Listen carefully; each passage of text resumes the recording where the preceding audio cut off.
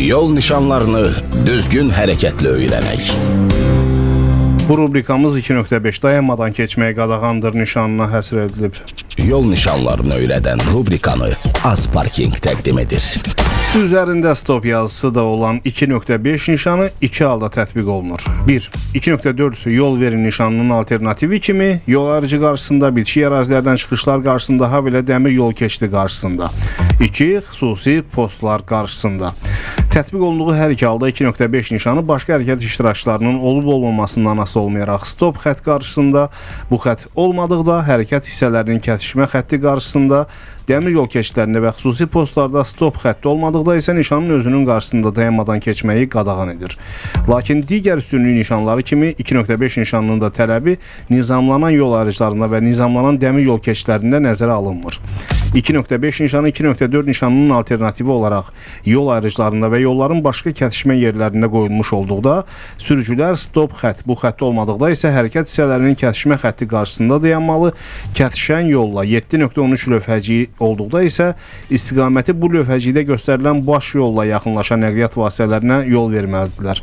2.5 nişanı dəmir yol keçidi qarşısında qoyulduqda sürücü stop xətt, bu xətt olmadıqda isə 2.5 nişanı qarşısında dayanmalı. Keçidin boş olduğuna əmin olduqdan, yaxınlaşan qatar olduqda isə dəmir yol keçidi boşaldıqdan sonra hərəkəti davam etdirməlidir. 2.5 nişanı kəsişən yolla yaxınlaşan nəqliyyat vasitələrinin zəruri məsafədən görünməsi mümkün olmadıqda 2.4 nişanının əvəzinə quraşdırılır. 2.4 nişanı əvəzinə 2.5 nişanı qoyulmasının yeganə səbəbi 2.5 nişanı qoyulan yolların və yola çıxış yerlərinin qapalı olmasıdır. Yaşayış məntəqələrindən kənar yollarda 2.5 nişanına yaxınlaşma barədə xəbərdarlıq məqsədi ilə 2.4 nişanı 7.1.2 lövhəci ilə birlikdə yol ayrıcına 150-300 metr qalmış quraşdırılmalıdır. Lövhəcikdə yol ayrıcındakı 2.5 nişanındakı məsafə göstərilir. Yol nişanlarını öyrədən rubrikanı Azparking təqdim etdi.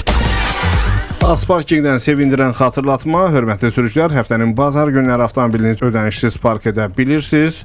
Həftənin digər günlərində isə axşam saat 10-dan səhər saat 7-yə qədər parklanma üçün ödəniş tələb olunmur. Sadəcə həmin müddətlərdə məntəqələrin doluluq vəziyyətinin düzgün görünməsi üçün vaxt açmağınız tövsiyə olunur.